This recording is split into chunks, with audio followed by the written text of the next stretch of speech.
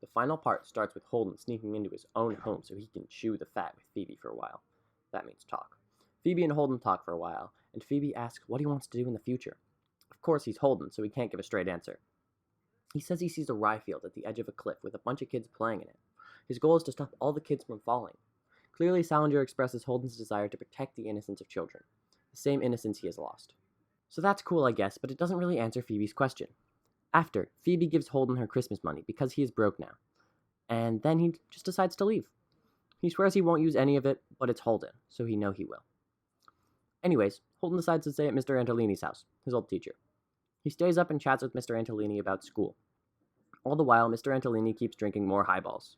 Mr. Antolini says he's worried about Holden, but Holden doesn't really listen because why should he? Finally, Holden falls asleep. Holden wakes up early the next morning to find Mr. Antolini just kind of petting the top of his head. He freaks out and decides to leave. He ends up walking around Fifth Avenue for a bit and then does what any normal 16-year-old boy would do, which is talk to his dead brother Ollie. Clearly, Holden's past, like our own, remains with us. Holden gets a crazy idea to run off west and live away from the rest of the world. But before he does this, he wants to say goodbye to Phoebe. So he writes her a note and waits at the museum for her to show up. As he's leaving, he sees some bad language written on the walls, and gets mad.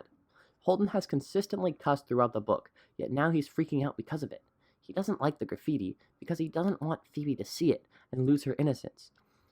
Phoebe's whole purpose in this book is so that Holden can protect her, and that she can give him money.